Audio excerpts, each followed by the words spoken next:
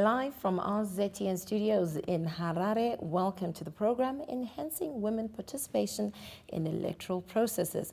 This panel discussion seeks to stimulate debates about the women's rights to decision-making during the COVID-19 era. I am Samantha Rosare, and this broadcast is brought to you by Zimbabwe's television network and our partners, Women's Coalition of Zimbabwe. And for views and comments on this program today, please don't hesitate to go on our Facebook page, Zimbabwe's TV network, or our Twitter handle at ZTN Prime. Now, to help us with this discussion, we are joined by ZANU-PF Youth League Secretary for Gender and Culture, Naledi Maunganidze, as well as Isabel Monzoras-Mango, who is the Secretary for Gender for MDCT. Thank you very much, ladies, for coming through. A very good morning to you. Thanks for having us. All right. Now, first of all, before we get into the conversation, I would like, starting with you, Isabel, maybe just give a brief, Naledi, maybe if you can just give us a brief about who you are and which constituency you are representing in ZANU-PF. Okay. Thank you, Samantha. My name is Naledi Linda Rose Maunganidze Mazara. I'm the Secretary, Gender and Culture, National Youth League ZANU-PF, and I'm from Masvingo, Chivi South constituency. Thank you for having me. All right. Isabel, go ahead. Okay, as you've already said, my name is Isabel Monzoras-Mango. I'm a lawyer, I'm also a sociologist, and I'm the Secretary for Gender in the MDCT. So I'm also from Manicaland, but I stay in Harare. All right. Thank you very much for coming through, ladies. Now, Isabel, I'll start with you. Are women being given equal opportunities to be in political leadership positions, both at party and national level? I could go to town and beg about this one because we are not. I'm speaking from the perspective of young women and also women in general. In our political party, we happen to have a wing for the women, which is the Women's Assembly. And this is where almost all the women are supposed to be in. Then we also have the Youth Assembly, which is largely dominated by the young men because it's for the youth, but there are women in there, not as many. Then we also have the main wing where everything happens. And you don't really find a lot of women in there. So when we are excluded from key decision-making positions in our political parties, it simply means that wherever these other, wings which we are being given are just, stopgap measures. They're just window dressing because they are not enough when it comes to talking about representation issues of women. I could talk about numbers. The Standing Committee has, which is the supreme body in the MDCT, it has about 30 people, and out of those 30, only 8 are women. So you can see, yeah. I guess it really also is a disadvantage as youth women as well. Exactly, because the young woman is especially disadvantaged. Because when you go to the Youth Assembly, you are told, no, you're a woman. You're supposed to be in the Women's Assembly. When you go to the Women's Assembly, you're told, no, you're a youth. You're supposed to be in the Youth Assembly. Wow. And when you go to the main assembly, you're told, no, you're not supposed to be here. You're supposed to be in the Youth or the Women's Assembly. Yeah. So the young woman is doubly disadvantaged. And to you, Naledi, how is that? Is it the same for you in ZANU-PF? No. Firstly, I would like to thank our president, Comrade Idim Mnangagwa, for his efforts in making sure that there are equal opportunities between male and females in politics and economic issues. You find that since 1980, and looking at the Second Republic, there's been a great improvement. In 1980, for instance, if we look at the cabinet that was there was only Comrade Joyce Mujuru as the minister there. But now with the coming in of our president, you see that the current cabinet, it is about six ministers who are ladies.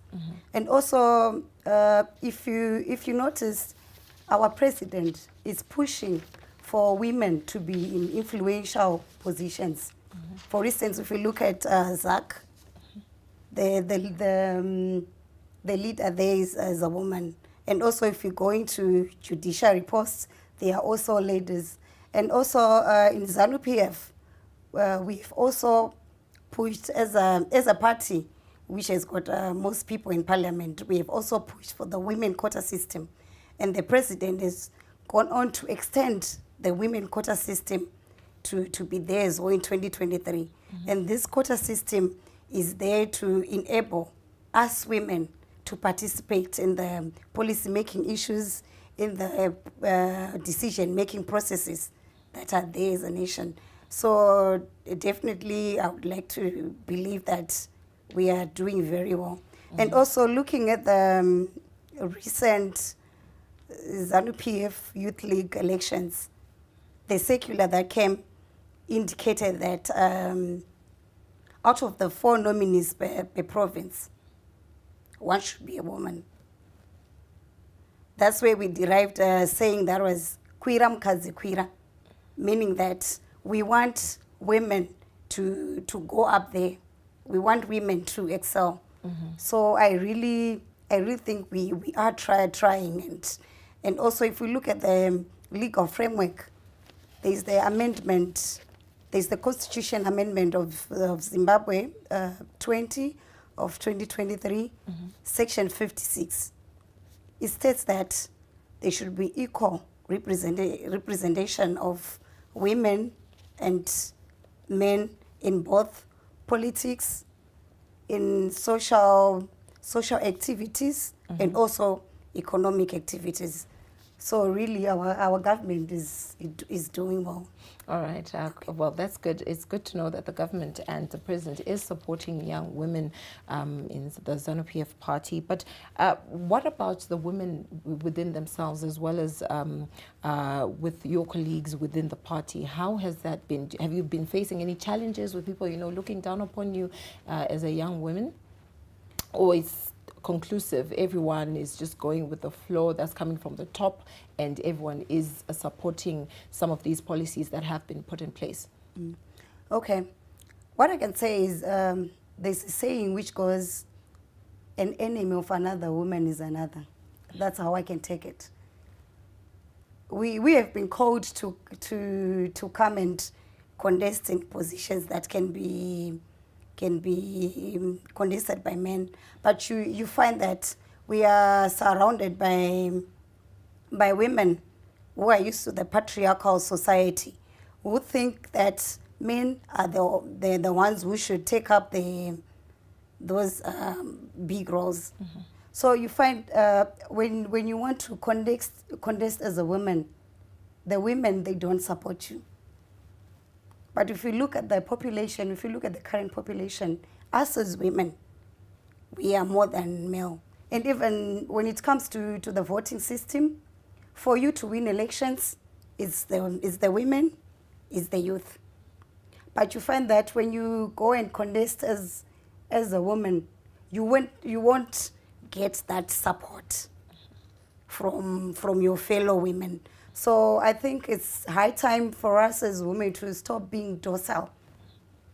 We should be courageous enough and take up these positions. Because even if the president is saying we should have a 50-50 representation in parliament, it doesn't, most of these positions are contested. So what it means is us as women, we should also go an extra mile and take part in those posts, and we should also support each other. Because now look, we have the quota system, and the president is saying we should be 50-50 representation. What it means is that us as women, we've got a higher chance of being more than women, of being more than the male counterparts in parliament. So I think isusu sevakadzi tiri kuregererana. Isabel, do you feel the same at MDCT? And maybe if you could also, I'm sure there are gender policies in place somehow, somewhere. There are some loopholes within the policies, but what has been your experiences with other women in your party? Okay, so in our party, we've actually come up with a mentorship program. We have, because we well, as me as the gender secretary, I realized that there wasn't enough intergenerational dialogue between the older women and the younger women. So we came up with a program where we have older women mentoring the younger women so that they know what to expect in politics. If there are opportunities, they make space for them. So yes, in some instances, women do not support each other, but I find that a patriarchal construct, because it's not really the case. Well, it hasn't been the case in my opinion. Why? Because when we look at women who are in positions of power, yes, some have gatekeeping tendencies, but men also do the same. I think they're even worse than women, but that is not to justify what they do. Then the second thing is, why do I feel women actually do support each other? They do. There are so many instances where a young woman is said, I would rather take that position which another woman is occupying, and you would see her getting it. Case of Joanna Mamombe and Jessima Jomi. She actually managed to get that the Harare West constituency, and is the current member of parliament right now. But so when someone says women are not supporting each other, I see that as just a strategy used by men. Because it's a divide and conquer. Yes, yeah, it's divide and rule, because we have the numbers. I think what would then make us not really make it seem like we're not supporting each other is maybe the issue of resources. I might want you to take that position, but hauna resource racho rekuenda ku primary election. Hauna resource racho rekuzoenda ku general election. So even if I support you, I know kuti pa general election you're going to be trounced. And who stands a better chance of winning is the guy. So these are some of the intricacies of this, patriarchy, and it's so frustrating. It is. Yeah, because we can do so much better as women, but we're not being given the chance. And then when she was speaking, I was actually thinking about issues of institutional discrimination. When I think of the case Yekuti, we've been given quotas. Gender quota iribo, tese tatovane 60 seats in parliament, etc. But it did not really, save the purpose, because the plan was, when a woman gets kupiara, becomes a parliamentarian for 5 years, after that, the woman akwenda ku constituency contest, because our capacity ya build kwa our resource a little bit, so we are now making way for other women. But that's not the case. It's not happening like that. I would prefer, I'm a major proponent of gender equality, and I would have preferred 50-50 representation kuma constituency instead of gender quota. Yes, because we are talking about 210 constituency seats. Ameno pakitika delimitation kuti achazoita mangani, maybe achareduce kwa wachawanda, but 210 constituencies. Then you are told kuti women, you have your 60 seats. Political parties will automatically say, why do you want to contest? Endaika ku enye bakosi. Exactly. Mabakosi enye mahara amakangopiwa. So you are now being closed off from constituencies once the enda ku quota system. Then looking at amendment bill number 2, the constitutional amendment, it's quite good on paper, but 10 seats for the youth are just not enough, because we are talking about young women within those youths and young men. And we are being told that 10 seats are going to be enough for the whole country. That's just not cutting it. So it's just being given things at face value, and you are told, takakupai 10 seats, but will you make a difference muri 10 mu parliament as my youths? We actually need more. And wana izvezvezvi 10 seats dzacho tadzipiwa in that amendment bill number 2. Dovatati, why? And it was supposed to be with immediate effect. It hasn't been implemented as yet up to now, and we are about a year before the general election. But one of the clauses which was in that same amendment, ya Chief Justice Malaba, yekuti extended his term of office, it was implemented ipapo and he's back in office. So it shows you how, you know, the lack of, you know, political will when it comes to looking at youth and women's issues in this country. You have good legislation and all, but implementation, dololo. Naledi, she spoke about, I think that you've spoken about as well, that there are policies that are put in place. Let's look at the quota system as well. It is being put in place, but we're still having a bit of challenges and loopholes within the quota system. Do you think that it is fully addressing the woman's plea in positions in political parties? Especially when we're looking at your male counterparts. I know you've spoken of the female counterparts and the challenges you've faced personally with other women, but how do you think it's addressing, is it fully addressing things on the ground? Yeah, I would say the women's quota system is fully addressing the issues on the ground. Yeah, because you find that when the president is saying we should have a 50-50 representation of women in parliament, what it means is us as women, we should also play our part. So I think what she said, we need those programs, ekuti tinono trainer vakadzi vedu. So it's up to us to come up with programs that we have atinoita extend to especially women in the rural areas, so that we remove them from being marginalized and become very active. Okay, I was actually going to go there. Are the disabled and the rural-based women also being given equal opportunities to rise in both party and national leadership position? And if there are any policies in your party? Yeah, there is our president, Comrade Idi Mnangagwa. He has said that he's going to introduce a quota system for the disabilities, for the disabled. And we have designed it in a way that even in our party, we've got the secretary for the disabled from the Women's League, the main wing, and the youth league. So the party is designed in a way that those people who are disabled, they have to go and occupy those places, those positions. And yeah, our president being someone who is a man of his word, I believe this quota system is going to be implemented very soon. So, and also when we look at, what did you say? Rural women. Rural women, yeah. I'll give myself as an example.